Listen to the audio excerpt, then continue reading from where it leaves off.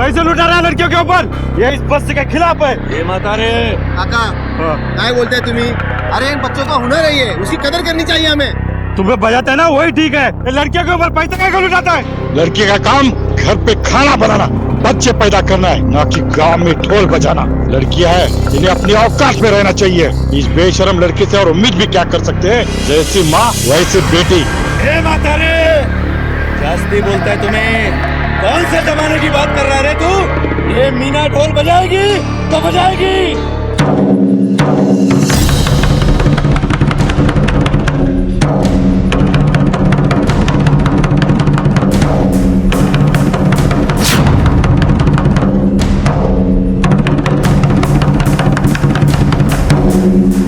सिर्फ 15 मिनिट ये ढोल गले में लटका कर घूम के दिखा, फिर बात कर। हिम्मत असेल ना तर ढोलला हात लावायचा, नाहीतर बांगड्या भरून घरात बसायचं, कळलं? कला तो हर कोई साफ ही होती है, खोट तो देखने वाले की नीयत में होती है। मीना बजा।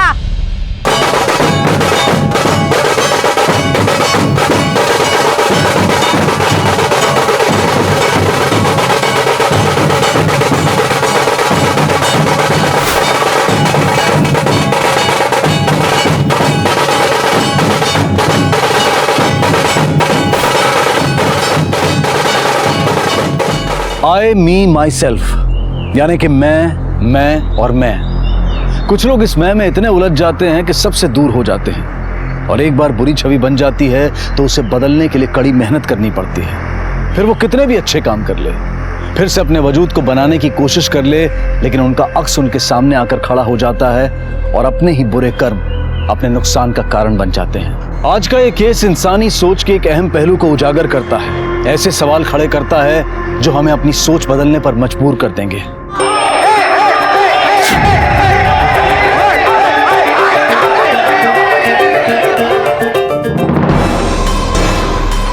हे काय करतात?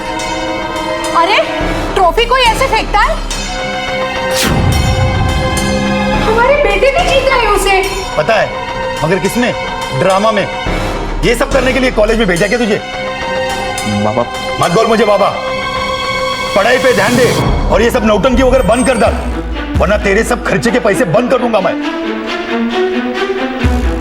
पैसा पैसा पैसा, जिंदगी में सब कुछ पैसा ही होता है क्या? उन्होंने आज तक मेरे से प्यार नहीं किया, अब मैं उनसे पैसे कभी नहीं लूंगा।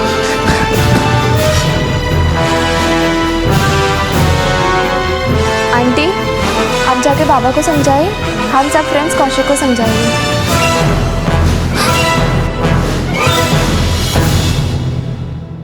अंकल, मुझे इंटर कॉलेज कंपटीशन में बेस्ट सपोर्टिंग एक्टर का अवार्ड मिला है। अरे वाह, ये तो बहुत अच्छी खबर है, लेकिन तुम इतने उदास क्यों लग रहे हो? वो बाबा कॉलेज आए थे, सबके सामने तमाशा करके चले गए, पैसों का रोब दिखा रहे थे। अब तो मैं कसम खा रहा हूँ, मैं उनसे कभी भी पैसा नहीं लूंगा। अंकल, मुझे काम करना है, मैं अपने पैरों पे खड़ा होना चाहता हूँ। देख बेटा, तुझे काम करने की क्या जरूरत है? मैं तुम्हें पैसे देता हूँ ना।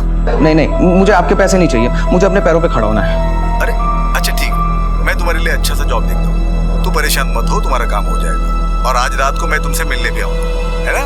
ठीक है, तो जरा अच्छे से एक स्माइल कर दे।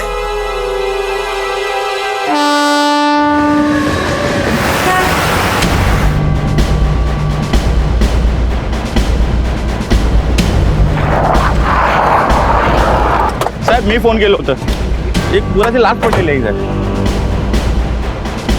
बॉडी को पोस्टमार्टम के लिए भेज दो, इसके घर वालों को इन्फॉर्म करो और हॉस्टल में जाके इसकी पूछताछ करो। Okay sir.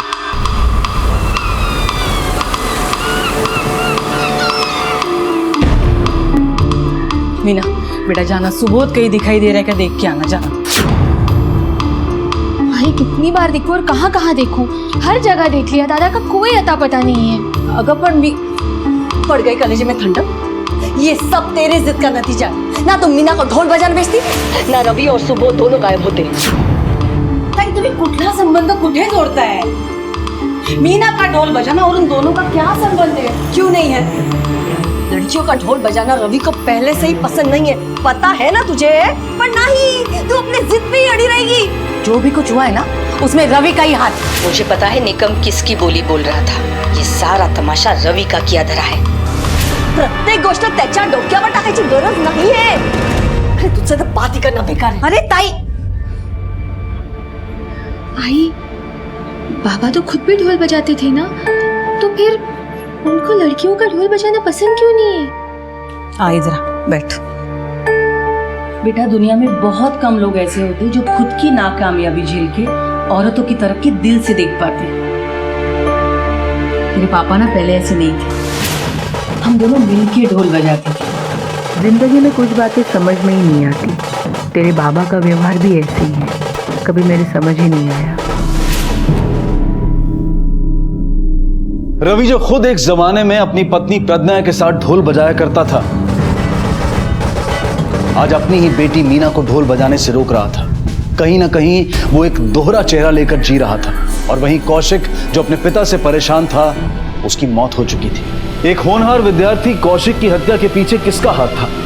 सवाल ढेर सारे थे और पुलिस जी जान से तहकीकात में जुट गई. आप बहुत ही अच्छा लड़का था, सीधा साधा नेक, और किसी से कोई दुश्मनी भी नहीं थी. पता नहीं इसके साथ ऐसा किसने किया है. ये तो आप ही बेहतर बता सकते हैं. रात को 10:30 बजे के बाद बाहर जाने की किसी को इजाज़त नहीं होती, पर कभी कभार किसी स्पेशल केस में कोई लड़का परमिशन लेकर बाहर जा सकता है. कल रात को कौशिक गया था बाहर, मैंने सोचा वापस आ गया होगा. कल रात किसके साथ? मतलब माहिती नहीं साहब. कौशिक के जाने के बाद हॉस्टल से कोई बाहर गया या बाहर से कोई अंदर आया? नहीं साहब, ना तो कोई बाहर गया ना कोई अंदर आया. मुझे कल रात से लेकर सुबह तक की सीसीटीवी फुटेज चाहिए. दत्ता, रजिस्टर की कॉपी काढून घ्या.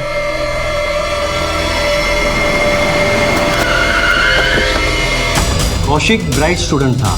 हाँ, कुछ स्टूडेंट से उसकी अनबन होती थी, लेकिन वो बातों से मना लेता था सबको.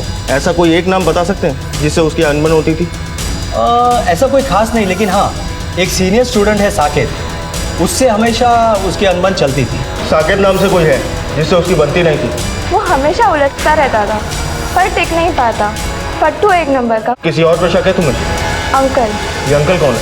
पिछले कुछ महीनों से ये अंकल उसकी जिंदगी में आए, और उसे कोई भी प्रॉब्लम होती तो वो उन्हें तुरंत कॉल करता और वो हेल्प करने आ जाते. इस अंकल का कोई नाम पता मालूम है? नहीं, कौशिक के पास भी उसका नंबर ही था. ठीक है, आप जा सकती हैं. आपकी और कौशिक की नहीं बनती थी. कल आप उसके कॉलेज गए थे जहां आप दोनों के बीच झगड़ा हुआ.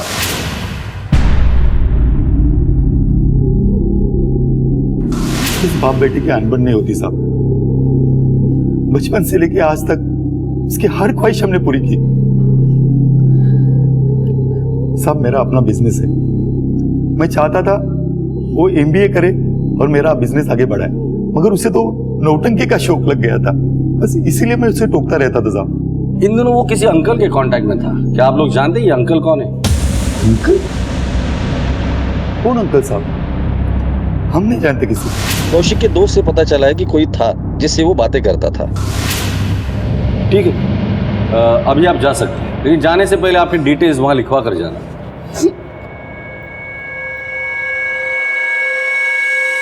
इनकी डिटेल्स क्रॉस वेरीफाई कर लेना, और ये अंकल कौन है उसका पता करो. Okay sir.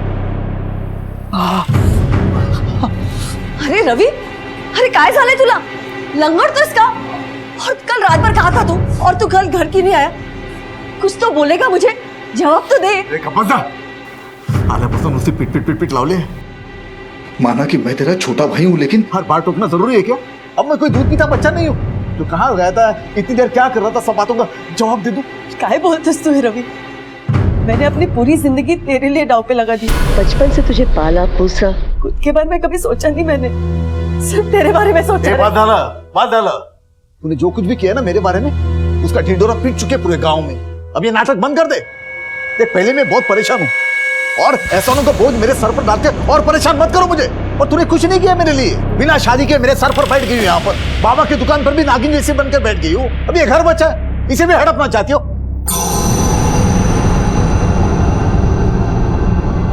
ताई, ताई क्या हुआ? क्या हुआ ताई को?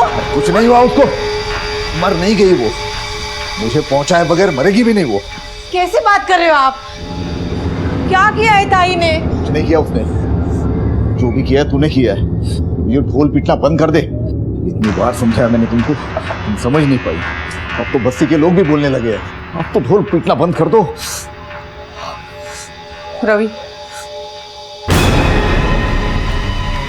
मेरा ढोल बजाना मुझे उस वक्त भी पसंद नहीं था और आज भी पसंद नहीं है। ढोल बजाते वक्त तुम्हारा मटकना, तो तुम्हें छूने की कोशिश करना, पैसे उड़ाना, छी! घिन आती थी मुझे इन सब से। रवि, वो मेरी कला का सम्मान था। जो भी हो, आज के बाद तुम और मीना ढोल नहीं बजाओगी, बस। शायद तुम्हारी इसी घटिया सोच की वजह से तुम कभी अच्छे प्रेमी नहीं बन पाए, ना ही अच्छे पति और ना ही अच्छे बाप। मैं क्या कर सकता हूं और क्या नहीं, ये तुम्हें जल्द ही पता चलेगा।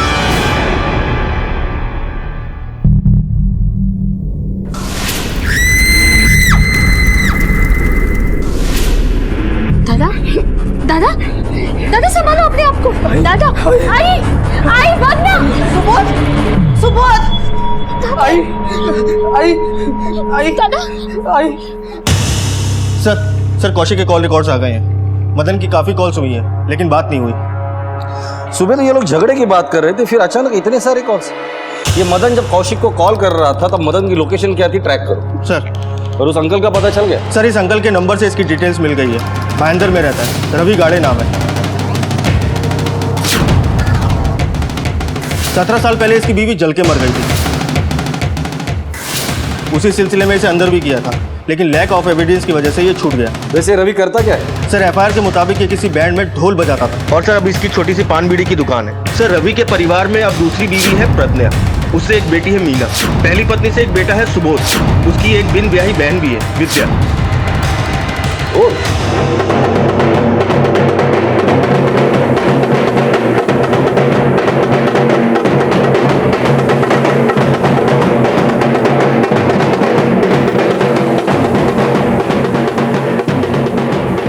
क्या हुआ?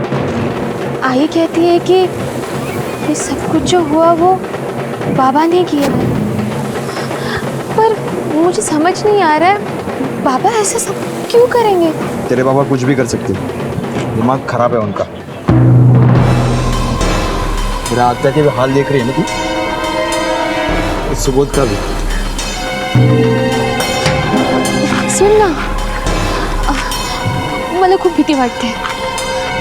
अगर ऐसे ही चलता रहा तो बाबा कहीं हमारे रिश्ते को भी क्या मंजूरी नहीं देंगे, यही ना? मुझे भी वैसा ही लगता है। और वैसे भी कुछ हुआ ना तो हम भाग के शादी करेंगे बस। आणि जिकडे पण तुझा बाप आला ना तर तुला सोडणार नाही मी। चल आता वाजव, घे वाजवायला, चल वाजव। रवि अपने घर वालों के साथ बेरुखी से पेश आ रहा था, अपनी सोच उन पर थोप रहा था और शायद यही वजह थी कि उसका अपना बेटा सुबोध उसकी जान का दुश्मन बन चुका था। ऐसे इंसान के तार कौशिक के साथ जुड़े थे। रवि जिसकी पहली पत्नी 17 साल पहले जलकर मर चुकी थी, वो कौशिक की जिंदगी में क्या कर रहा था? कौन था जो कौशिक जैसे लड़के से नफरत करता था? कौशिक की मौत की गुत्थी उलझी हुई थी और यहां रवि के कई पहलू अभी सामने आने बाकी थे। ढोल बजाने का बहुत शौक है ना तुझे? तेरा ढोल आज मैं बजाता हूँ। लेके चलो इसे।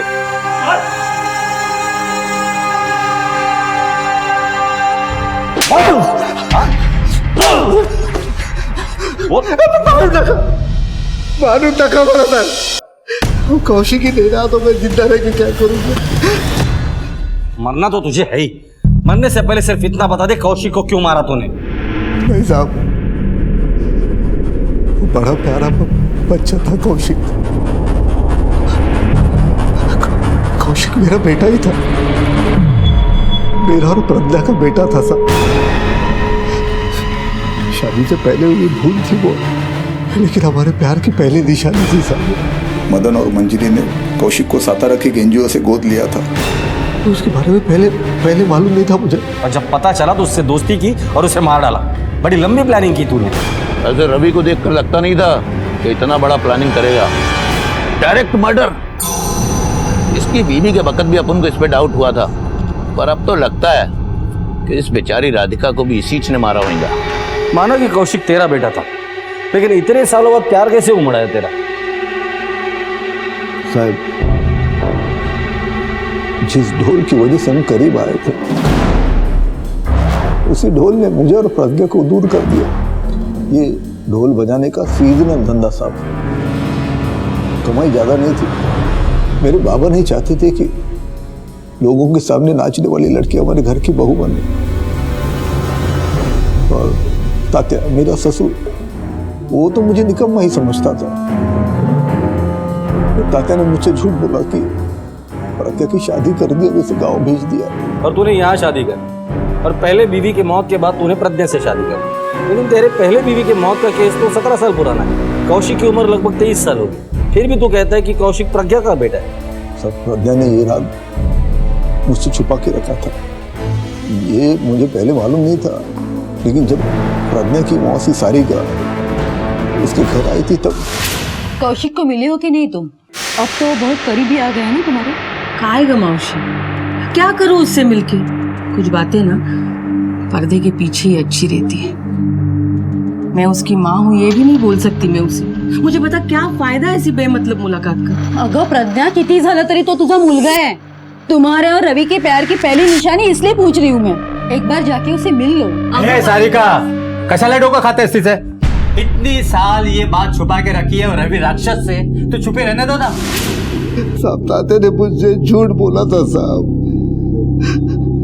असल में प्रज्ञा पेट से थी, ये बात मुझे ना पता चले, इसलिए उसे गांव में भेज दिया।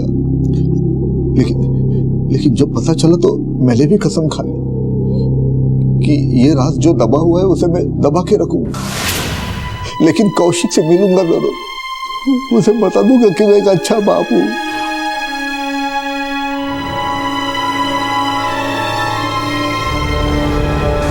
दुनिया को बता दूंगा कि मैं इतना बुरा भी नहीं हूं जितना वो समझते हैं।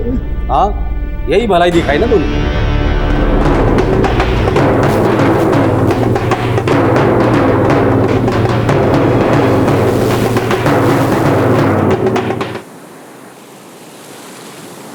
जो कुछ भी हुआ अच्छे के लिए। मेरे बाबा एक फूटे हुए ढोल की तरह है, कुछ काम के नहीं है। ये अंदर गए तो सबको सुकून मिलेगा। नहीं जग्या, मेरे बाबा खून नहीं कर सकते। देखो, मुझे घुमा फिरा के बोलना नहीं पसंद है, सीधा बोलता हूँ। अच्छा हो गया हमारा रास्ता तो साफ हो गया। नहीं जग्या, मेरे बाबा इतने भी बुरे नहीं हैं। मैं अपनी खुशी के लिए मेरे बाबा की जिंदगी का सौदा नहीं कर सकती।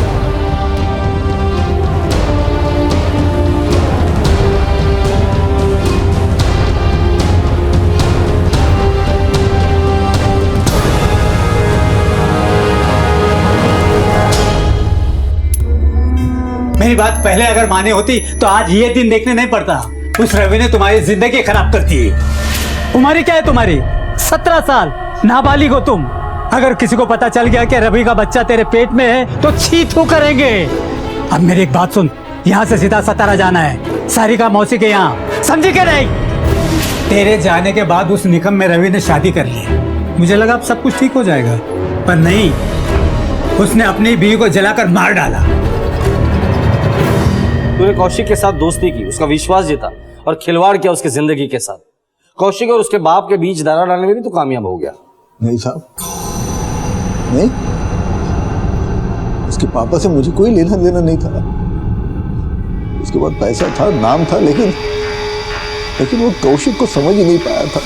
कौशिक के मन में उसके लिए नफरत बढ़ गई और मेरा काम आसान हो गया साहब।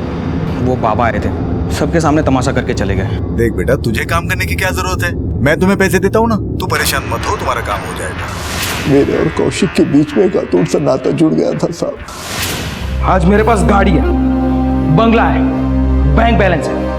तुम्हारे पास क्या था? अरे अंकल आप बताओ ना। मेरे पास माँ है, ऐसा। मेरे पास माँ नहीं है, मेरे पास आप हो। मैं बहुत खुश था साहब। कौशिक को मिलने के बाद मेरी जिंदगी बदलने लगी थी। मैं चाहता था कि वो कुछ बने, अपने दम पर बने। प्रज्ञा की आंखों में मेरे लिए भरोसा देखना चाहता था मैं। अगर तुझे अच्छा बाप बन के दिखाना था तो उसके लिए तेरे घर पर तेरे 2 सगे बच्चे भी है, उन पर अपना प्यार चाहता था।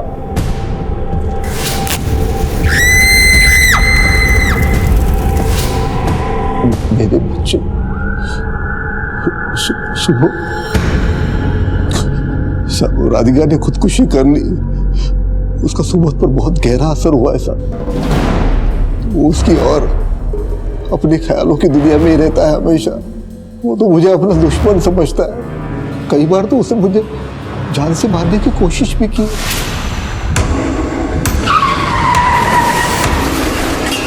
सुबोध के अलावा तुम्हारी एक बेटी भी है ना? लेकिन वो प्रज्ञा उसे कुछ बोलने नहीं देती साहब। तो ढाल मन के सामने आ जाती है, जैसे कि सिर्फ वो उसकी माँ है और मैं जल्लाद हूँ। साहब यहाँ पर मुझे समझने वाला कोई नहीं है साहब, लेकिन जब कौशिक की बात सामने आई तो मुझे रोशनी की किरण नजर आई थी। लेकिन मेरा कौशिक, मैंने कौशिक को नहीं मारा। फिलहाल तो इसे जाने दो। कौशिक के कॉन्टैक्ट लिस्ट में जितने भी लोग हैं सबके डिटेल्स दिखा दो। ओके। ढोल के 2 सिरों की तरह एक तरफ रवि की इतनी बुराइयां हैं कि हर कोई उससे नफरत करता है,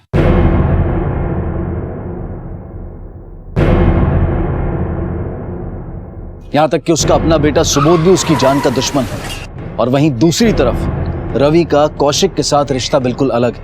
अपनी अच्छाइयों से रवि उसके साथ एक नई सुंदर दुनिया बनाना चाहता है। क्या रवि महज अपने चेहरे पर अच्छाई का मुखौटा लगाए हुए था, या फिर वो सचमुच बदल रहा था, या फिर अपना वजूद बचाने के लिए किया गया नाटक था जिसके बेनकाब होने की वजह से कौशिक मारा गया था, या ये प्रज्ञा के इतनी बड़ी बात छुपाने के पीछे रवि का आक्रोश था जो कौशिक की हत्या के रूप में सामने आया था, या फिर इस सब के पीछे उसका कोई और ही मकसद था। कौशिक की हत्या का राज अभी तक पर्दों में था, लेकिन इतना साफ था कि कौशिक की मौत से रवि की जिंदगी में तूफान उठ खड़ा हुआ था।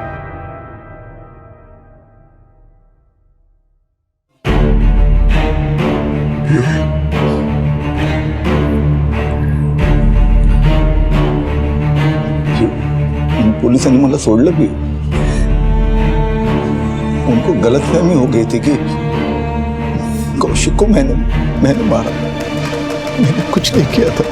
फिर मैं तो सिर्फ एक अच्छा बाप बनने की कोशिश कर रहा था।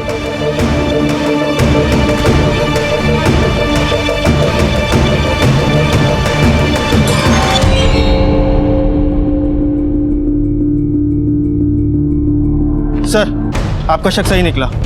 मदन की लास्ट लोकेशन कौशिक के मर्डर वाली रात कौशिक के हॉस्टल के पास ही थी। अगर उस रात मदन हॉस्टल के आसपास था तो उसने ये बात हमसे बताई क्यों नहीं? उठाकर लेकर आओ इस मदन को। Okay sir. मैंने कुछ किया ही साहब। मला कशा नहीं काढलं साहब? मार क्यों रहे साहब? सुबह बेटे के साथ झगड़ा होता है, रात को दोबारा झगड़ा होता है, गुस्से में आकर अपने बेटे को मार देते हो और हमें ही पूछ रहे हो कि बेटे का खून किसने किया? क्या बोल रहे साहब? मैंने कुछ नहीं किया साहब। 17 तारीख को बेटे के हॉस्टल में क्या करने गए? हमारे पास कॉल रिकॉर्ड है। रात को 12 बजे से लेके 1 बजे तक तुम हॉस्टल में थे, क्या कर रहे थे वहां पर? हाँ साहब, हॉस्टल में गया था। झगड़े को लेकर मेरी बीवी ने जो समझाया था, तब मैं कौशिक को मनाने के लिए वहां गया था, मगर वो मुझ पर नाराज था, इसलिए वो आया नहीं और फोन भी नहीं उठाया मेरा। ये बात पहले क्यों नहीं बताई हमें? सर, अपने बेटी की लाश देखकर मैं बौखला गया था साहब, इसलिए मैं आपको बता नहीं पाया। पर साहब, उस रात जब मैं बाहर कौशिक का इंतजार कर रहा था, तब मैंने एक लड़के को हॉस्टल में जाते हुए देखा था।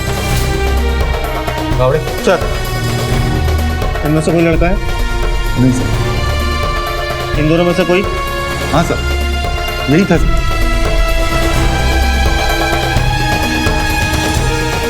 सर, साकेत तो 2 दिन से हॉस्टल में आया ही नहीं। मैंने उसका कमरा बंद कर दिया है। इस साकेत की फोटोग्राफ हर पुलिस स्टेशन में सर्कुलेट कर दो और मुंबई से बाहर जाने वाले सभी रास्ते पर नाकाबंदी लगा दो और एक टीम साकेत के घर पे भेज दो। Okay sir. हेलो, क्या? ठीक है, हम आप पहुंच रहे हैं।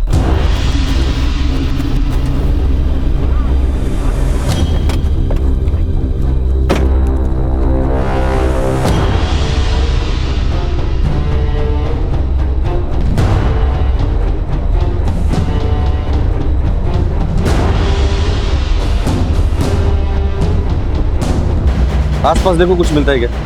वैसे भी लाश ढोल में मिली, इसका मतलब कोई आसपास वाला ही होगा, और रवि के दुश्मन भी कम नहीं थे। सर लाश को देख के लगता है पूरे जन्म का बदला लिया। पहले इसके बेटे को मारा, फिर इसे। सर इन दोनों के मर्डर में क्या कनेक्शन हो सकता है? कनेक्शन तो जरूर है, और जिस दिन ये कनेक्शन का पता चल जाएगा ये दोनों मर्डर केस सॉल्व हो जाएगा। साकेत का मोबाइल सर्विलेंस पे डालो, इस साकेत का मिलना बहुत जरूरी है। और ये रवि, इसके घर वालों को इन्फॉर्म करो, और रवि के मोबाइल की आखिरी लोकेशन क्या थी ये भी पता करो। Okay sir.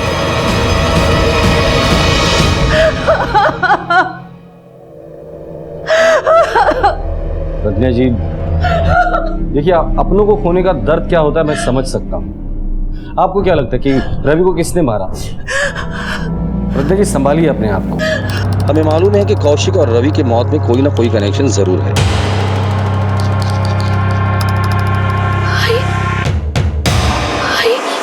दादा कुछ सापडत नहीं। ये आपके बेटे सुबोध के बारे में बात कर रही है? कहाँ है वो? कुछ पता नहीं, कल रात से घर नहीं आया है। बाप बेटे में झगड़ा हुआ था? नहीं, झगड़ा नहीं हुआ था, लेकिन दादा कोयती लेके पापा को मारने गए थे। मैं छोड़ूंगा। दादा काय करते हो इसे? दादा छोड़ तो जाना दादा। अरे बेटा मैं आपको और रोने नहीं दूंगा। नहीं नहीं सुबोध ने रवि को मारा और कहीं चुप कर बैठा है वो। नहीं सुबोध ऐसा नहीं करना। सुबोध नहीं कर सकता ऐसा कुछ भी। साहब रवि को तो कोई भी मार सकता है। ये बात तो तय थी कि रवि ने कई दुश्मन बना रखे थे और वो हर एक के निशाने पर था। किसने दी रवि को ये दर्दनाक मौत? क्या कौशिक की मौत और रवि की मौत एक दूसरे से जुड़ी हुई थी? पहले बेटे और फिर पति की मौत से प्रज्ञा पर गम का पहाड़ टूट पड़ा था। इस ढोल को पहचानते हो? हाँ सर, ये जग्या का ढोल है। कहाँ मिलेगा ये जग्या?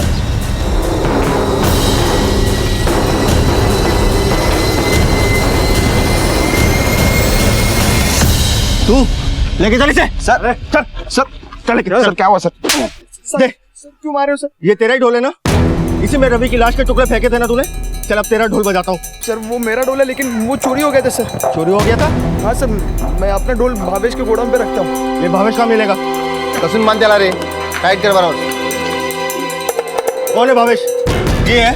हाँ सर। ढोल का है इसका? चोरी हो गया साहब। क्या जगह पता है तंदुर को? मैंने कंप्लेंट की तूने पुलिस स्टेशन में? हाँ की थी। जगह का ढोल, मेरा टेम्पो भी चोरी हो गया साहब, लेकिन आप वो ढूंढने के बजाय हमें को पूछ रहे हो साहब। क्योंकि इसके ढोल में रवि के लाश के टुकड़े मिले। जहाँ तक हम जानते हैं रवि से दोस्ती तो नहीं थी तुम्हारी। अब यही बताएगा या ससुराल चल के? क्या साहब, हमने कुछ नहीं किया है, सच में चोरी हुई थी। चाहिए तो आप रिपोर्ट दे सकते हैं। अच्छा ये बता, ये ढोल चुरा कौन सकता है?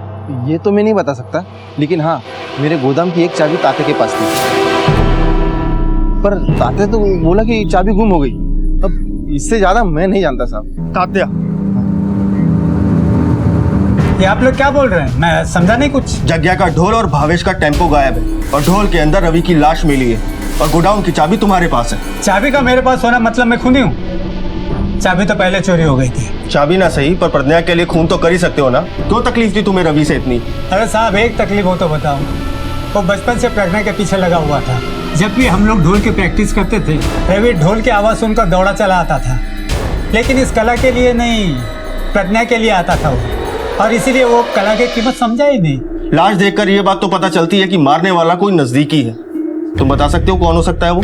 कोई भी हो सकता है। कोई समझ ही नहीं पाया उसे। दिल का बुरा नहीं था वो साहब, सिर्फ जुबान का कड़वा था। जिसने भी मारा है करीबी, आप तो उसकी करीबी थी ना? आपको पता है कि कौन कर सकता है? सुबोध, जिसने अपनी माँ को जलकर मरते हुए देखा, या फिर प्रज्ञा, जिसने अपने बेटा खोया? प्रज्ञा तो रवि के पीछे पागल थी, वो ऐसा कर ही नहीं सकती। सुबोध का क्या, वो तो गलतफहमी का शिकार है। सर, रवि की लास्ट लोकेशन का पता चल गया है। रवि के कॉल रिकॉर्ड ने उसकी आखिरी लोकेशन तो हमें बता दी, लेकिन खुनी ने जगह देखो क्या चुनी है। चारों ओर सन्नाटा है। लेकिन सर एक बात समझ नहीं आई, खूनी ने लाश यहाँ फेंकने की बजाय इतनी दूर ले जाके क्यों फेंकी होगी? ये खूनी जो कोई भी है वो आसपास वाला है और बहुत ही शातिर है। उसने ये सब कुछ सिर्फ और सिर्फ हमें उलझाने के लिए किया। सर, साकेत मिल गया।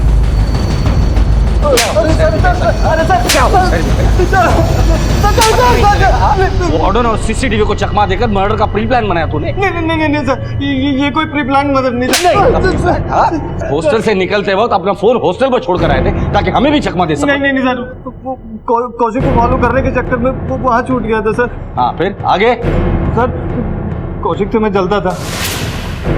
कौशिक जिस दिन से कॉलेज आया उसी दिन से हीरो बन गया था सर। पूरी बात बता, पूरी बात बता। सर मैं अपने घर से निकालने के लिए जी और मॉल में काम करता था। अचानक वहाँ से मुझे निकाल दिया गया। बाद में पता चला कि इसके पीछे कौशिक और उसके अंकल का हाथ है। चिंता मत करना बेटा, देख मैंने निकट इलेक्ट्रॉनिक्स में तेरे बारे में बात की है। सेल्स पर्सन का जॉब है लेकिन लोग बहुत अच्छे हैं। कल से ज्वाइन कर लो। आज के ज़माने में तो कोई सगा भी इतना नहीं करता जितना आपने मेरे लिए किया। ये बोल के पराया कर रहे हो मुझे? मुझे भी अपना ही समझ। हाँ, ये तुम्हारी जीत की खुशी में कॉन्ग्रेचुलेशंस। बस मेरा गुस्सा फूट पड़ा सर। उसने मेरी पोजीशन ले ली, मेरी नौकरी छीन ली और तो और मेरी। मैंने सोच लिया था कि इस कौशिक का क्या करना है। उस दिन उस अंकल के मिठाई दे के जाने के बाद मैंने अपने रास्ते का कांटा हमेशा के लिए हटा दिया सर। वो अंकल मतलब कौशिक के बाप को क्यों मारा? नहीं सर, मैंने उनको नहीं मारा सर। नहीं मारा सर मैंने उनको। सच बता। मैं सच बोल रहा हूँ सर, मैंने उनको नहीं मारा सर। एक खून तो मैं कर चुका हूँ, उसकी सजा अगर मौत है तो दूसरा खून कबूल करने में मुझे क्या प्रॉब्लम है? कौशिक से अपना बदला लेना चाहता था बस। तुम्हारी पोजीशन चली गई, तुम्हारी गर्लफ्रेंड चली गई, इसलिए मर्डर जैसा संगीन जुर्म किया तुमने। कभी अपने माँ बाप के बारे में सोचा है? अपने दिल पर पत्थर रखकर तुम्हें इतने दूर हॉस्टल में पढ़ाई के लिए भेजते हैं वो लोग। तुमने ना सिर्फ उनका भरोसा तोड़ा है बल्कि अपने साथ साथ उनकी भी जिंदगी बर्बाद की है। आखिरकार कौशिक की मौत की गुत्थी सुलझ गई, लेकिन तहकीकात में जुटी पुलिस के सामने अब भी यह सवाल खड़ा था कि आखिर रवि को किसने मारा, किसकी नफरत ने उसे ऐसी खतरनाक मौत दी। पुलिस को शक था कि हो ना हो ये किसी करीबी इंसान का काम है और इसलिए पुलिस ने हर करीबी इंसान को बारीकी से टटोलना शुरू कर दिया।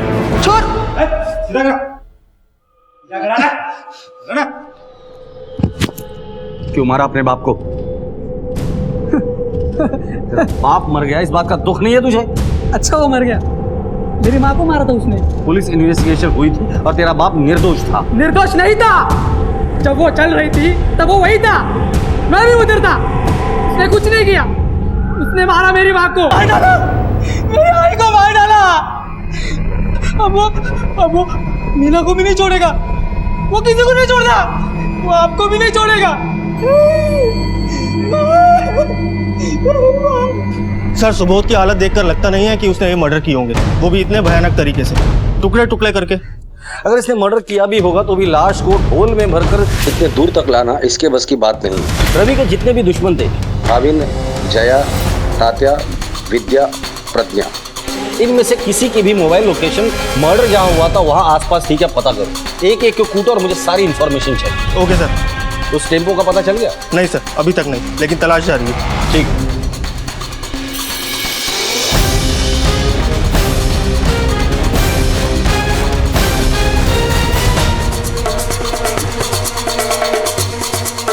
सर ये देखिए सर, इसके मोबाइल रिकॉर्ड के हिसाब से ये मोबाइल रवि के मर्डर स्पॉट के पास एक्टिव था।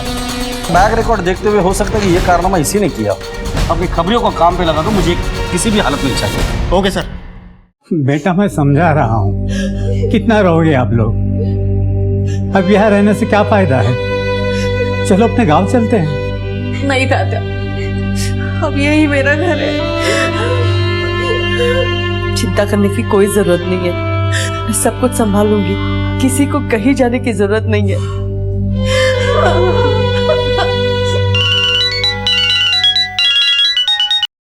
हाँ बोला सर, उसका अड्डा मिल गया है। ठीक है, हम पहुंच रहे हैं।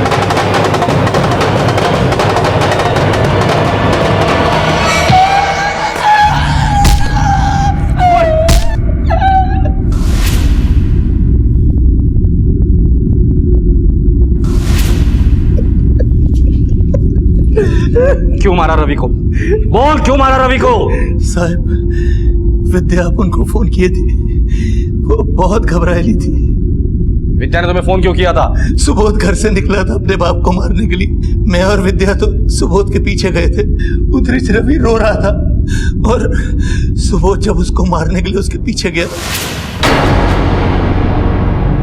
तो रवि एकदम पलट गया और सुबोध डर के भाग के गोयता वहीं फेंक गया साहब। फिर विद्या उधर दूर बैठकर रवि को देख रही थी। फिर अपन को विद्या ने बताया कि रवि ने कैसे उसके साथ इतना टॉर्चर किया। अपन से सहा नहीं गया साहब। फिर अपन ने वही कोयता उठाकर रवि को उधर ही मार दिया साहब। अपन ने टेम्पो भी चोरी किया साहब, और वो जगह का ढोल भी अपन ने चुराया। ये कट्टा झूठ बोल रहा है और किसी को बचाने की कोशिश कर रहा है। जिस तरह से मर्डर हुआ है, लगता है किसी करीबी ने अपनी भड़ास निकाली है। गावड़े, उठाकर लेकर आओ इस विद्या को। हो साहब। साहब रोको साहब, इसमें विद्या का क्या लेना देना साहब? उसका कोई कसूर नहीं। विद्या का लेना देना था या नहीं, ये हम डिसाइड करेंगे। साहब बात सुनो साहब। साहब विद्या ने कुछ नहीं किया साहब, अपन ने मारा ना।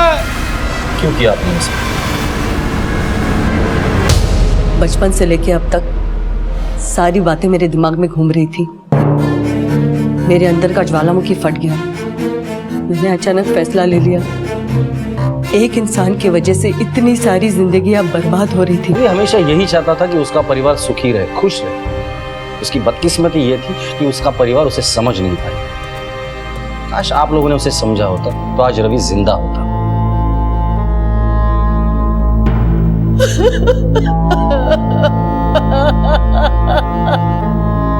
रिश्तों में जब मैं घुलता है तो जन्म लेती है नफरत। रवि ने जिंदगी भर किसी से बेहतर रिश्ते बनाए ही नहीं, और जब बनाने चाहे तो शायद तब तक बहुत देर हो चुकी थी। विद्या के दिल में रवि के लिए पनपती नफरत ने ज्वालामुखी का रूप ले लिया था और एक बहन के हाथों भाई की हत्या की शक्ल में सामने आया। रवि अगर अपनी इस मैं से बाहर निकलता और प्रज्ञा, विद्या, मीना और सुबोध के साथ रिश्ते बेहतर बनाता तो शायद रवि की जिंदगी कुछ और ही होती। प्रज्ञा कौशिक से उसका राज ना छिपाती, तात्या अपनी बेटी को रवि से दूर ना करता। इंसान इसी मैं के चक्कर में ना सिर्फ दूसरों से दूरी बना लेता है, बल्कि खुद भी बेचैन और अशांत ही रहता है। सिर्फ अपने लिए जीना जीना नहीं है, जिंदगी तो वो बेहतरीन है जो औरों के भी काम आए। Police police!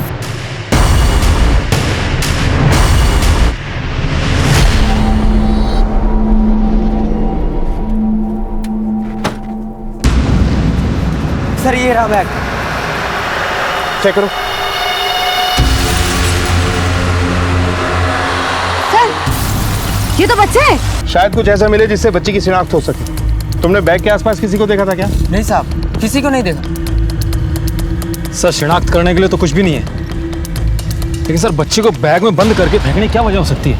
वजह तो कई हो सकती है सिरोही। सर ये बैग तो एकदम खाली है, लेकिन इस पर एक नाम लिखा है, डिंपल तलवार, और पता झज्जर का है। अपने कांस्टेबल को कहो कि बच्ची की फोटो लेकर आसपास के एरिया में पूछताछ करे, शायद कोई इसे जानता हो। और ये भी पता करो कि आसपास के पुलिस स्टेशन में इसकी कोई मिसिंग कंप्लेंट दर्ज है क्या। तब तक इस बैग पे लिखे पते पर दस्तक देते हैं। Yes sir. कौन है ये बच्ची? ये बच्ची डिंपल के बैग में क्या कर रही थी? इस बच्ची का डिंपल से क्या रिश्ता है?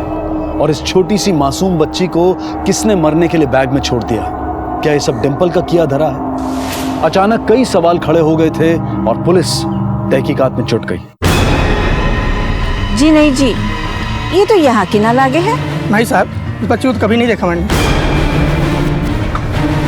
ये डिंपल तलवार का घर कहाँ? सर आगे है। चलो।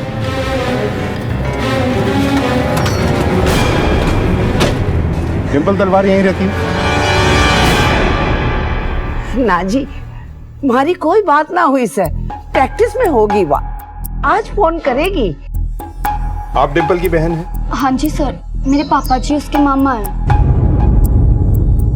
आपकी भी उससे कोई बात नहीं है? नहीं सर, हमारी तो कोई बात नहीं। वो हमारे पास फोन नहीं है ना। पर बात क्या से? अब ऐसे पूछताछ क्यों कर रहे हो? अच्छा डिंपल पंचकुला कैसे गई थी? पर टैक्सी से गई थी, स्टैंड से बुलाई थी टैक्सी। सिरोही, इनसे डिंपल का नंबर लेके तुम भी ट्राई करो और एथलेटिक एकेडमी में फोन करके पूछो कि डिंपल वहां पहुंची या नहीं। नंबर बताइए। और सिंह, टैक्सी स्टैंड से टैक्सी ड्राइवर को थाने लेकर आओ। Okay sir.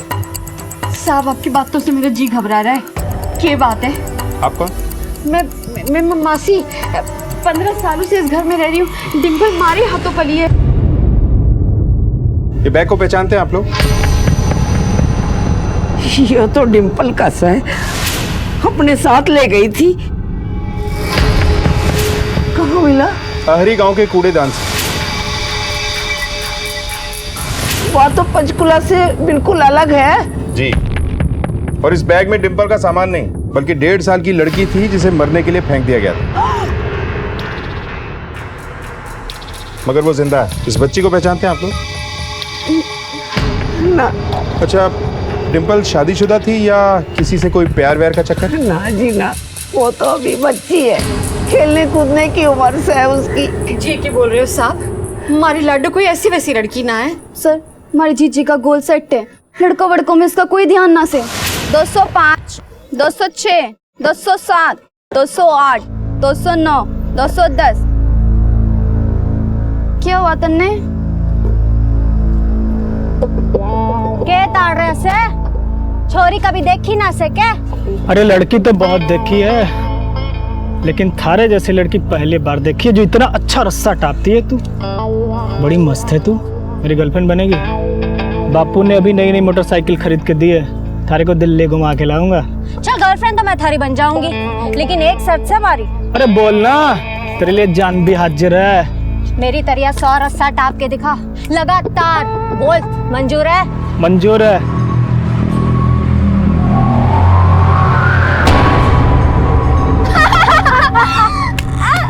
क्या हुआ?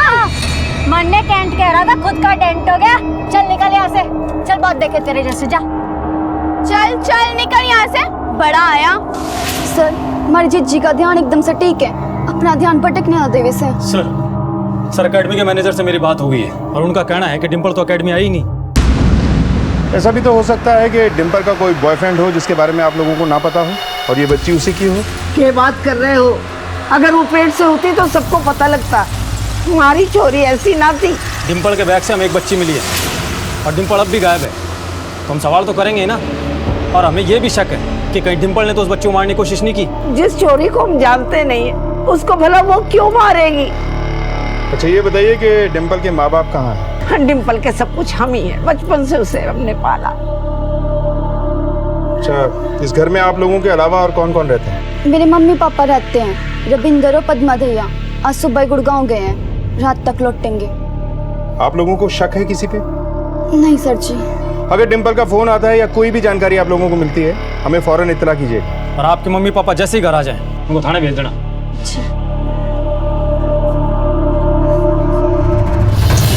सिरोही, मुझे लगता है कि डिम्पल के बारे में इसके घर वाले जरूर कुछ ना कुछ छुपा रहे हैं। खैर, डिम्पल के कॉल रिकॉर्ड्स निकालो और इसके फोन की लास्ट लोकेशन ट्रैक करो। Yes sir. महाराष्ट्र बोर्ड ठीक है सर। हमारे कांस्टेबल ने हरी में सभी लोगों से पूछताछ की है, लेकिन कोई भी उस बच्ची को नहीं पहचानता। ठीक है, कांस्टेबल सिंह से कहो कि झज्जर में भी डिम्पल और बच्ची की फोटो दिखाकर पूछताछ करें, शायद कुछ हाथ लगे। Okay sir. रुको, क्या हुआ सिंह? सर जिस टैक्सी में डिम्पल पंचकुला के लिए निकली थी उसका गाड़ी नंबर ये। सर उस गाड़ी से ड्राइवर अभी तक गायब है और उसका मोबाइल नंबर भी ऑफ है। सिरोही, ड्राइवर का इस तरह गायब होना और उसका फोन स्विच ऑफ होना किसी दूसरी तरफ ही इशारा करता है। इसके फोन को ट्रैकिंग पे डाल दो, जैसे ही ऑन होगा इसकी लोकेशन का पता चल जाएगा। खैर वो हॉस्पिटल से बच्ची की कोई खबर? हाँ सर, डॉक्टर से बात हो गई है, बच्ची खतरे से बाहर है लेकिन होश में नहीं है। और हाँ सर, ब्लड रिपोर्ट से पता चला है कि बच्ची को काफी समय से अफीम के डोज दिए जा रहे थे। अफीम? कोई फिजिकल एब्यूज? नहीं सर। ये तो होना ही था। इतनी आजादी चोरों को ना मिले है, उतनी आजादी तूने अपने नातन को दे रखी है अम्मा। उस छोरी ने अपना मुंह तो काला कर दिया, लेकिन हम सबके मुंह पर काली पोत कर वो छोरी के गायब हुए पता ना से। अरे पद्मा धीरे बोल, पूरे गांव में ढिंडोरा पिटवाओगी के? मैं पिटूसू? ढिंडोरा तेरी लाडली भांजी पीट चुकी है, उसके बैग में मिला है बच्चा। वो अब तक पंचकुला ना पहुंची है। पुलिस वालों ने तो पूरे गांव में पूछताछ कर ली होगी उस छोरी की। चुप हो जा पद्मा, हमारी डिम्पल ऐसी ना से तू उससे नफरत करे तभी उसे नीचा दिखाने में कोई कसर ना छोड़े। हे अम्मा, तेरी लाडली भाग चुकी से, अब तो मान जा अम्मा, तूने उस छोरी को सही ढंग से ना पाला से। तेरी वाली तो मौका देकर चौका मार गई, लेकिन मेरी वाली आज भी घर में गाय बनी बैठी से। ऐसे पाला जाता है छोरियों को।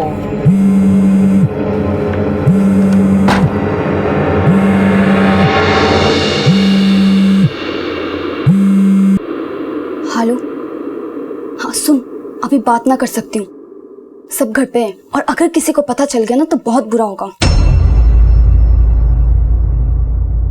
अब तक डिंपल का एक बेबाक और सीधा किरदार पुलिस के सामने आया था।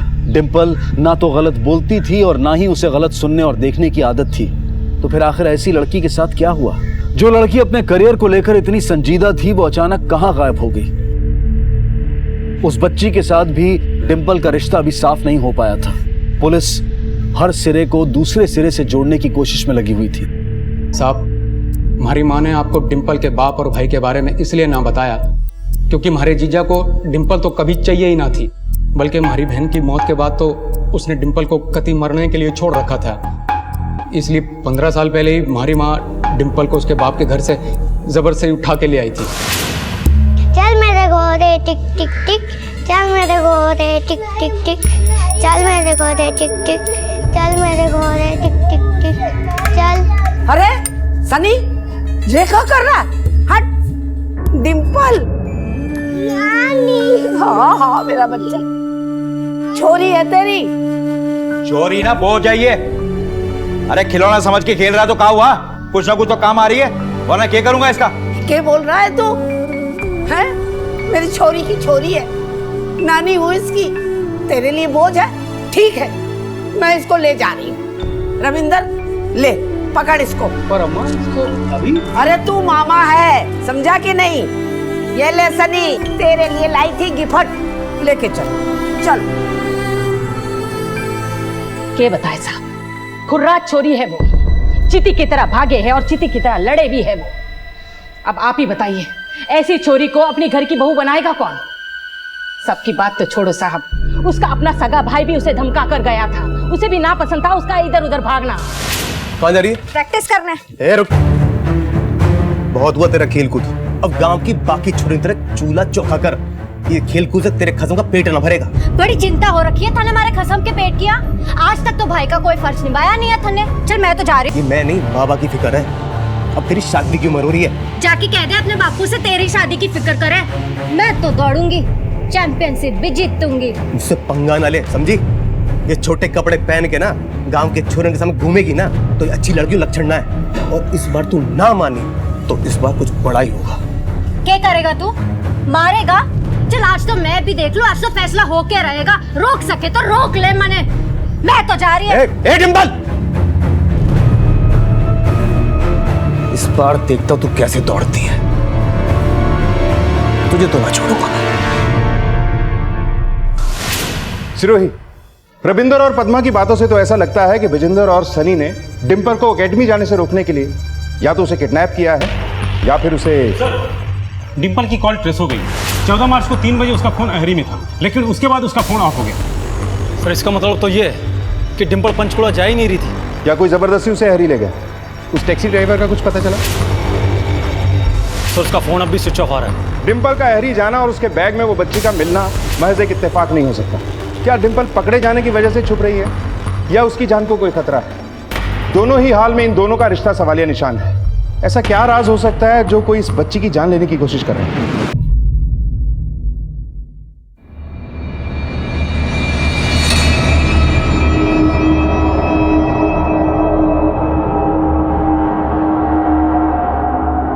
ये बच्ची आपकी बेटी डिंपल के बैग में बंद करके फेंकी हुई मिली है। ना जी, मैं ना जानू इस बच्ची को। विजेंद्र जी, हमने तो सुना है कि आपको आपकी बेटी डिंपल पसंद नहीं थी, इसीलिए आपने डिंपल को उसकी नानी के यहाँ पलने दिया। जी वो तो पुरानी बात हो गई। मुझे नहीं चाहिए थी बेटी, लेकिन उसकी माँ के मरने के बाद उसकी नानी ले गई उसे। और जब वो अपने हुनर में अच्छा करने लगी तो आपने उसे गायब करा दिया ताकि वो आपकी लायक बेटी ना कहलाए। वैसे भी आपका बेटा सनी तो कुछ खास कर नहीं रहा। ऐसा बिल्कुल नहीं है, बल्कि मुझे तो फक्र है कि मैं डिंपल का बापू हूँ। पूरे झज्जर में जब धूमें मचती हैं तो छाती चौड़ी हो जाती है। ये देखो जी, अखबार में जब भी फोटो छपती है तो एक एक फोटो की कटिंग को फ्रेम बना के ऐसे दीवार में टांग देता हूँ जी। सर मेडल फ्रेम करके लगा रखे बापू ने उसके। एक बेटे के लिए तो ये परेशानी की बात होगी ना। पहले तो बेटी को पूछते नहीं थे, आज जब गांव के लोग बोलते हैं कि डिंपल के बापू जा रहे हैं तो छाती चौड़ी हो जाती है उनकी। मेरे को डर था कि बेटी के प्यार में अंधे ना हो जाए और उसके नाम आधी प्रॉपर्टी ना कर दे। तो इसलिए पहले तूने उसे धमकी दी और मौका पाकर गायब कर दिया? नहीं साहब, ऐसा कुछ नहीं। मैं तो आपसे मालूम पड़ा कि वो गायब हो गई। अच्छा, इस बच्ची को पहचानता है? ये कौन है? चिंता मत कर, जैसे ही मुझे पता चलेगा ना तुझे जरूर बताऊंगा। चलो। दूर तक जितनी भी खुली हुई जगह आपको नजर आ रही है ना, ये टोटल हमारी है। और ये जितने झाड़ झंकार है ना, ये सब कट जाएंगे। जी। ये स्मेल कैसी आ रही है? हाँ सर कुछ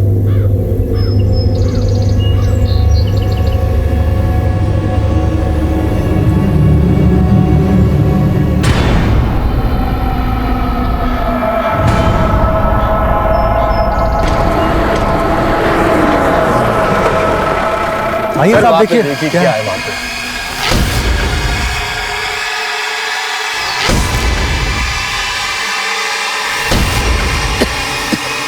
सिरोही खोलो।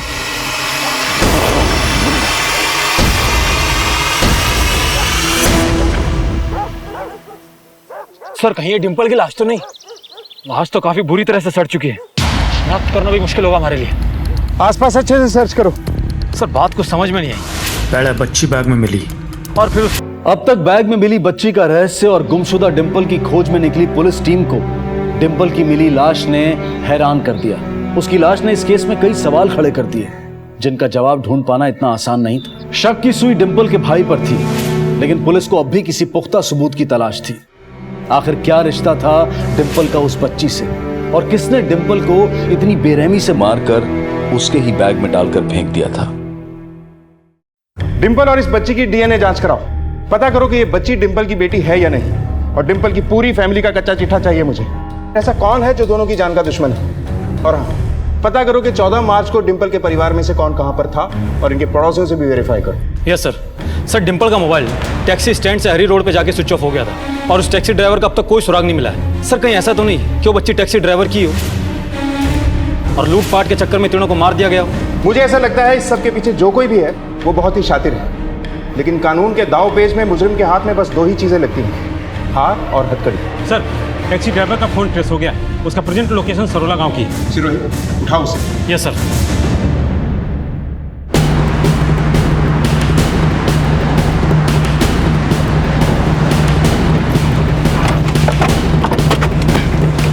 अरे भाई साहब, ये जो आपके गांव में कैब ड्राइवर रहता है वो कौन है?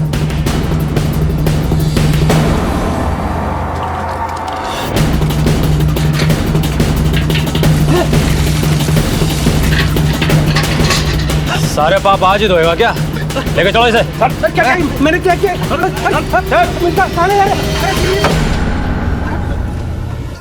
मारो साहब, मत मारो।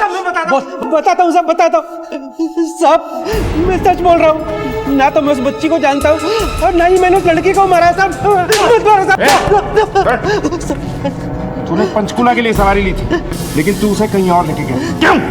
साहब उस लड़की ने पंचकुला के लिए टैक्सी बुक की थी, लेकिन हाईवे आने पर उसने पंचकुला की जगह गाड़ी दूसरी तरफ मुड़वा दी। फिर अहेरी आई और आगे का रास्ता खराब होने के कारण वो टैक्सी से उतर गई और ऑटो में बैठ के निकल गई। तेरी बात पे भरोसा कैसे करूं? अगर तूने डिंपल को हरी में छोड़ा था तो अपने गांव में जाकर मोबाइल बंद करके छुप के क्यों बैठा था? नहीं साहब, मैं छुप के नहीं बैठा था। अहरी के पास ही मेरा गाँव था, तो मेरे मन में लालच आ गई कि मैं कुछ दिन गाँव में रुक जाऊँ, इसलिए मैंने अपना मोबाइल फ़ोन भी बंद कर दिया था, क्योंकि ग्राहक भी बार बार परेशान करते हैं तो उन्हें मना करना पड़ता है। जैक तू ये बता, अगर डिंपल को तूने हरी में छोड़ा था तो वहां उसकी फोटो दिखाने पर किसी ने उसको पहचाना क्यों नहीं? हाँ, वो इसलिए साहब कि वो ऑटो में बैठने से पहले उसने अपना चेहरा पूरी तरह से ढक रखा था।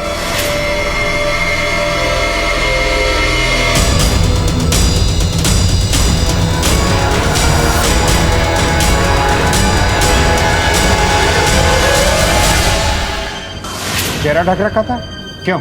वो तो पता नहीं साहब, लेकिन वो लड़की बहुत जल्दी में थी। भैया भैया तेज चलाइए ना, थोड़ा सा तेज चला दीजिए। देखो मैंने देरी हो रही है। मैडम इससे ज्यादा तेज नहीं चला पाऊंगा, गाड़ी है, कोई हवाई जहाज नहीं है, सवारी को सही सलामत पहुंचाना भी होता है। नहीं नहीं नहीं, आप लीजिए आप लीजिए। आप उसकी इसी हड़बड़ी की वजह से मेरा एक्सीडेंट होते होते बचा साहब। बच्ची थी क्या उसके साथ? नहीं साहब, वो तो अकेली थी। इस बच्ची को मैं नहीं जानता। रिक्शे वाले की शक्ल याद है? हाँ साहब याद है। सिरोही, इस रिक्शे वाले का स्केच बनवाकर अहरी जाकर उससे पता करो कि उसने डिंपल को कहां छोड़ा था और वो किसका पीछा कर रही थी। Yes sir.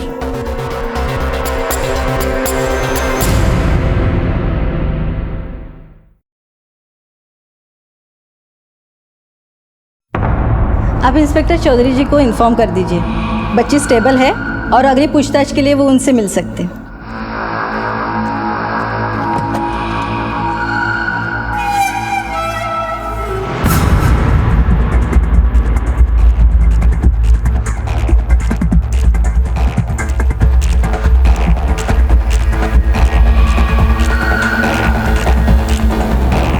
सिंह,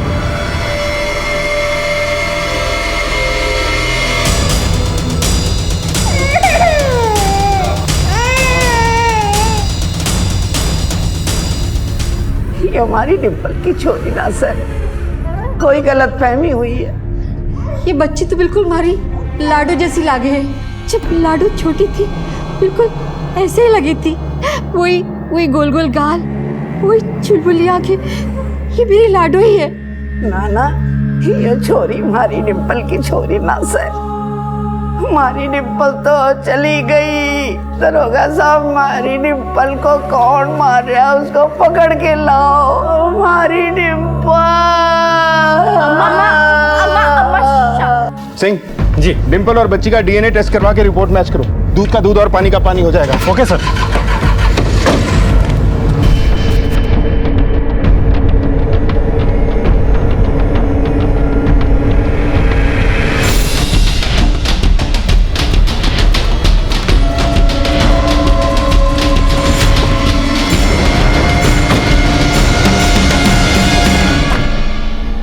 सर वो छोरी स्कूटर वाले का पीछा करते हुए यहीं तक आई थी।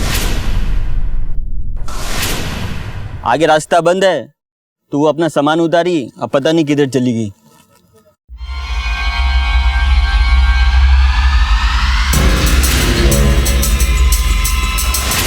इसी जगह तो हमें डिम्पल की लाश मिली थी, और इतने जंगल में तूने उस लड़की को अकेला छोड़ दिया।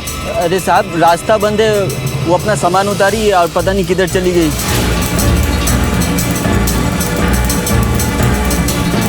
स्कूटर वाला जो बंदा था वो कहाँ से आया था? वो बादल के घर से आया था साहब। चल। ये बादल कौन है? लोफर आदमी है साहब, यहाँ अपनी माँ के साथ रहता है, गांव में गुंडागर्दी करते रहता है। तुझे पूरा यकीन है तो स्कूटर वाला आदमी बादल नहीं था? बिल्कुल साहब, वो बादल नहीं था, उसकी कदकाठी बादल से बिल्कुल अलग थी। आपको बताया ना साहब, उसने अपना चेहरा गमछे से ढका था। आखिर बादल ऐसा क्यों करेगा? सर, डिम्पल के घर वालों के कॉल रिकॉर्ड्स के मुताबिक 14 मार्च को अहरी में कोई नहीं था सिवाय एक के। वो कौन? सनी। उसका और डिम्पल का मोबाइल अहरी में लगभग सेम टाइम पर एक्टिव था। इसका मतलब सनी जरूर कुछ छुपा रहा है।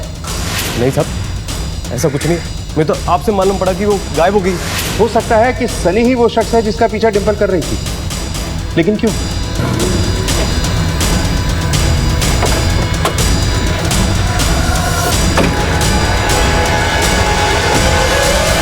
सर हम यहीं पे रुके थे जब वो आदमी बादल के घर में गया।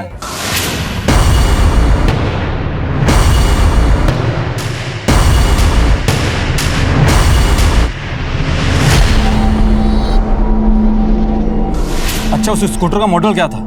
मतलब कौन सी कंपनी का था? रंग वगैरह कुछ याद है? पुराना स्कूटर था साहब, हरा रंग का था, स्टेपनी के कवर पे चश्मा बना हुआ था। अब बाकी कुछ ज्यादा याद नहीं है साहब। अच्छा, वो आदमी कितनी देर में घर से वापस आया? यही 5 से 7 मिनट में वापस आ गया, लेकिन बहुत हड़बड़ी में था साहब। मैडम बोली पीछा करो, तो मैं पीछा करने लगा।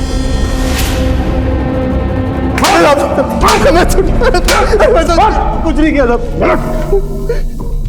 साहब, मेरा तो एनिमल फाउंडर का बिजनेस है सर। पेमेंट लेने देने के लिए हर एक दूसरे तीसरे दिन आ ही जाता था। वो तो अचानक की बात है कि डिम्पल 14 मार्च को वहीं पर थी। मैं सच कह रहा हूँ साहब, मन ने ना पता वो क्या करने वहां पे गई थी। अगर वो तेरा पीछा नहीं कर रही थी तो वहां और किसको जानती है वो?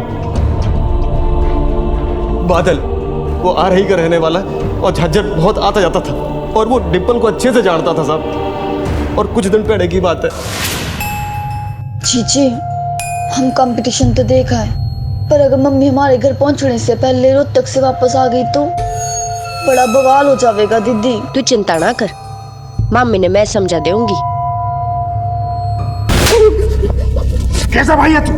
तेरी आंखों के सामने तेरी बहन के साथ इतना कुछ हुआ और तू बुज़दिलों की तरह देखता रहा। इस सरिता को थाने लेके आओ। इसने भी बादल के बारे में कुछ नहीं बताया।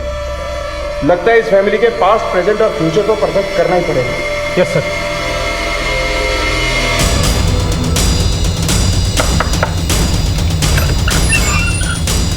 बादल घर पे है?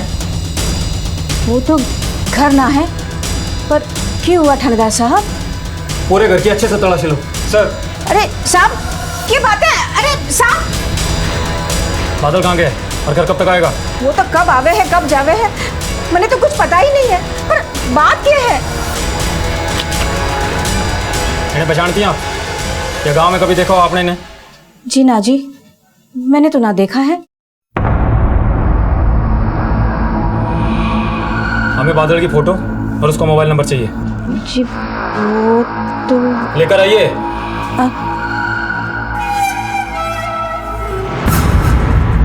ये लो जी।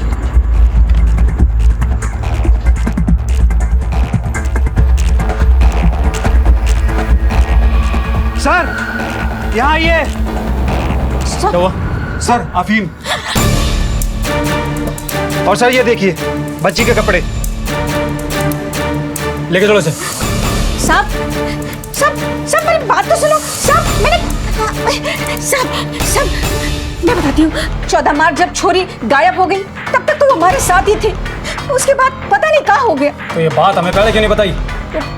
मन लगे कि आप मैंने जेल में बंद कर देंगे। वो तो हम आपको अब भी डालेंगे। सीधे सीधे बताओ, बच्चे के साथ में रिश्ता क्या है और उसे अफीम क्यों देते थे? बोलती उसे पूरा वक्त सोने के लिए, ताकि आजू बाजू में कोई उसको आवाज ना सुने। ये बच्ची किसकी है और इसे यहाँ पर कौन लेकर आया था? बोलती हमारा छोरा बादल, वो पता नहीं कहाँ से ले आया था। उसके 4 दिन बाद कोई उसे उठा के ले गया।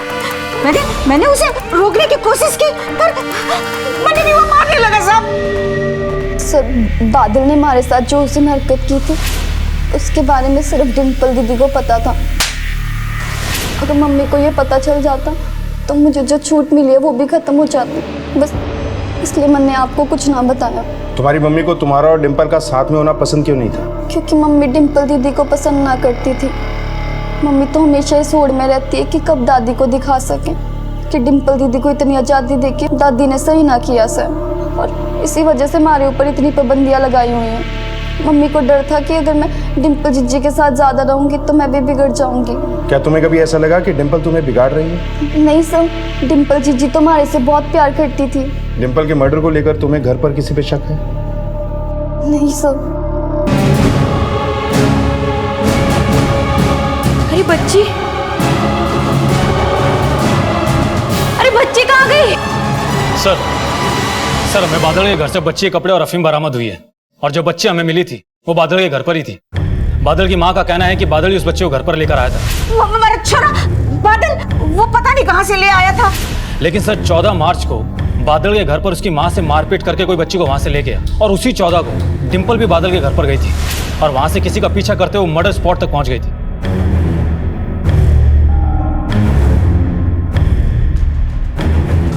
सर लेकिन बादल अब भी गायब है, लेकिन हमने आसपास के गांव में सभी खबरों को एक्टिवेट कर दिया है। पोस्टमार्टम रिपोर्ट के हिसाब से डिम्पल की मौत 14 मार्च को शाम 5 से 6 बजे के बीच पीठ और पेट में किसी धारदार हथियार के वार करने की वजह से, और डीएनए रिपोर्ट के हिसाब से भी डिम्पल और इस बच्ची में कोई रिलेशन नहीं। सर ये तो बहुत ही अजीब बात है, दोनों के बीच में कोई भी रिश्ता नहीं है, फिर दोनों एक साथ कैसे थी? सिरोही, इस स्कूटर वाले आदमी को ढूंढना बहुत जरूरी है और साथ में इस बादल को भी।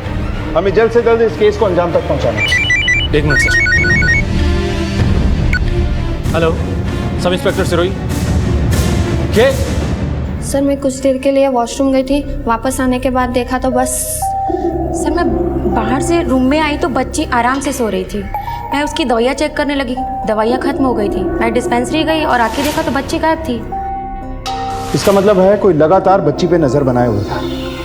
तो बड़ी अजीब बात है, डिम्पल की लाश मिलते बच्ची गायब हो गई। ये इत्तेफाक तो नहीं हो सकता। लेकिन सर कोई 1.5 साल की बच्ची क्यों मारना चाहेगा? यही पहेली तो हमें सुलझानी है। डिम्पल और सनी दोनों के घर को छान मारो। डिम्पल के बैग का सामान कहीं तो मिलेगा और जहां ये सामान मिलेगा स्कूटर भी वहीं होगा। हमें जल्द से जल्द बच्ची को ढूंढना होगा, बच्ची की जान को खतरा हो सकता है। हर चेक पोस्ट पे चेक करवाओ कि कोई बच्ची को शहर से बाहर ले जाने की कोशिश तो नहीं कर रहा। सब जगह उसके पोस्टर लगवा दो। न्यूज़पेपर में भी मिसिंग चाइल्ड का नोटिस दे दो। 14 मार्च को लेकर अभी कुछ ही बातें पुलिस के सामने आई थी कि अचानक इस बच्ची के गायब हो जाने से इस केस में सनसनी फैल गई। पुलिस अब बादल और इस स्कूटर वाले आदमी को ढूंढ रही थी जो कि डिम्पल के मर्डर में उनके लिए प्राइम सस्पेक्ट थे। डीएनए रिपोर्ट से साफ हो गया था कि ये डिम्पल की बच्ची नहीं थी। तो फिर डिंपल का इस बच्ची से क्या लेना देना था और ये किसकी बच्ची थी? क्या डिंपल की मौत किसी भी तरह से इस बच्ची से जुड़ी हुई थी? डिंपल का कातिल पुलिस की गिरफ्त से अभी काफी दूर था। इस केस में आने वाला हर मोड़ इस केस की पेचीदगी को और बढ़ा रहा था।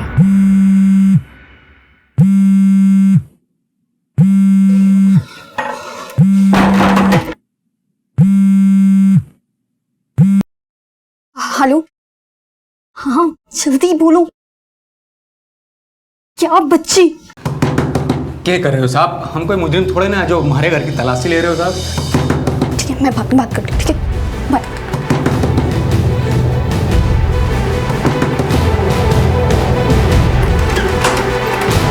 सिंह, तलाशी लो।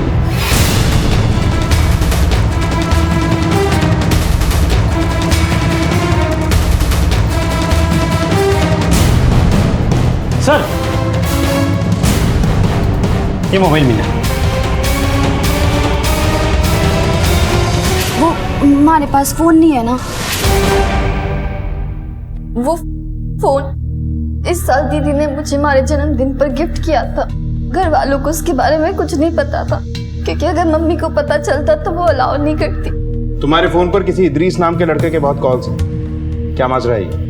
2 महीने पहले फ्रेंड रिक्वेस्ट भेजी थी उसने मुझे। हमारी चैट होनी शुरू हुई। उसके बाद हमने मिलने का प्लान बनाया।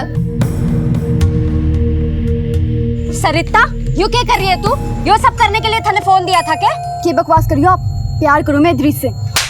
प्यार करती है? हाँ, और तू आज के बाद सरिता के तो क्या इस मोहल्ले के आसपास भी बन रहा है ना तो तेरी टांगे काट के तक तेरे घर भिजवा दूंगी। यहाँ चल निकल।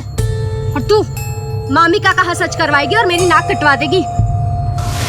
उस दिन के बाद मैं कभी इदरीस को नहीं मिली। दीदी ने अकेडमी जाने से पहले मेरा फोन वापस दिया, यो कहकर कि वो मुझे रोज फोन करेंगी। दीदी के जाने के बाद मैंने फिर से इदरीस को कॉल किया, बात करने की कोशिश की, पर कभी बात नहीं हुई। कहाँ मिलेगा ये इदरीस? सर मुझे नहीं पता है। गांव में हमारे जो टेलर मास्टर है उनका भांजा है, कभी कभी दिल्ली से आता है। इसकी फोटो है फ्रेंड्स बुक पे? नहीं सर, उसने दिल्ली गेट की फोटो लगाई है। उठवा के लाओ इस मामा के भांजे को।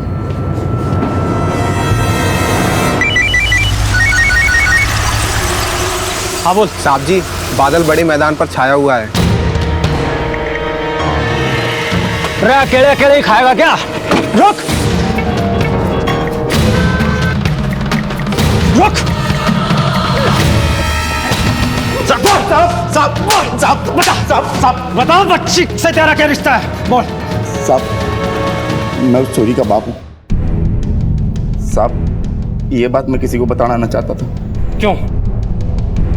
बोल, बच्ची कहाँ है? तूने पहले बच्ची को अपने घर पे छुपा के रखा, उसे अफीम खिलाकर बेहोश किया और फिर उसे डिंपल के बैग में डालकर जंगल में फेंक दिया। क्यों मारा डिंपल को? और बच्ची कहाँ है? साहब, मैंने डिंपल को ना मारा है और मैंने ना पता है वो बच्ची कहाँ है। उस बच्ची की माँ कौन है? बोल। बताता हूँ साहब। मैंने छोड़ा था। मैं बताती हूँ। 3 साल पहले हमारा चक्कर चल रहा था बादल के साथ। यू बात हमारे घर में किसी को पता ना थी। हमारा बिल्कुल मन ना था रविंदर के साथ रहने का। मैं किसी तरह रविंदर को छोड़ना चाहती थी, लेकिन हमारा ऊपर कोई दोष ना लगा, इसलिए रविंदर में खोट है कहकर मैंने उसे छोड़कर बादल के पास चली गई। रोहतक 4 महीने बादल ने मैंने बहुत अच्छे से रखा था। उसके बाद उसने अपना असली रंग दिखाना शुरू कर, और जब मैंने बच्ची हुई तो बादल ने मैंने घर से बाहर निकाल दिया और उस बच्ची को छीन लिया मुझसे, ये कहकर कि वो बच्ची उसके कमाई का जरिया बनेगी। अब क्या किया उसने बच्ची के साथ? मैंने क्या पता था। उस दिन के बाद तो मैं उस बच्ची से मिली तक ना हूँ। सच बता दे कि बच्ची कहाँ है? मैं सच कह रही हूँ। जब मैंने बादल ने घर से बाहर निकाल दिया तो मैं सीधे रविंदर के पास चली गई। क्या किया उसने बच्ची के साथ? मैंने क्या पता था। उस दिन के बाद तो मैं उस बच्ची से मिली तक ना हूँ। सच बता दे कि बच्ची कहाँ है? मैं सच कह रही हूँ। जब मैंने बादल ने घर से बाहर निकाल दिया तो मैं सीधे रविंदर के पास चली गई, ये झूठ बोल के कि मैं उसके और सरिता के बगैर रह ना सकूं। उसने भी मुझे चुपचाप अपना लिया। उस दिन से आज तक मैं ना बादल से मिली और ना ही अपने बच्ची से।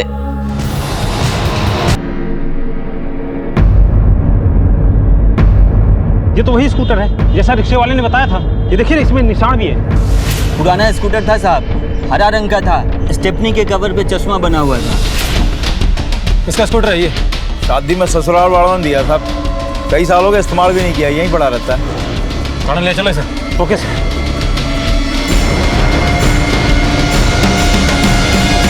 सर, बादल के 1.5 साल से आज तक के कॉल रिकॉर्ड्स में एक सबसे बड़ा खुलासा हुआ है। क्या? सर, पद्मा सही कह रही थी। बादल और उसके बीच में 1.5 साल से फोन पर कोई भी बात नहीं हुई है, लेकिन एक नंबर है सर जिस पर हर महीने 2 से 3 कॉल लगातार होते रहे। किसका नंबर है? रविंदर दहिया का। सर, इदरिस को हमने पकड़ लिया। बोल, तो भाग क्यों रहा था? सब मैं डर गया था। मैंने उसने सुना था सरिता के बाप को बात करते हुए। अच्छी सी फिटिंग कर दियो, परसों लेने आऊंगा मैं।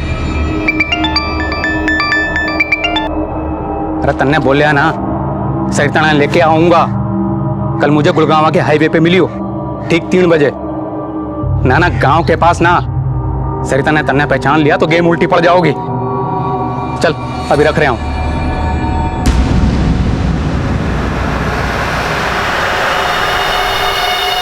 मुझे लगा सरिता का बाप उसे कहीं बेचने जा रहा है, इसलिए मैं जाकर डिम्पल, सरिता की जो बड़ी बहन है, मैंने उसको सारी बातें बता दी सर। अच्छा किया जो तन्ने मैंने बता दिया।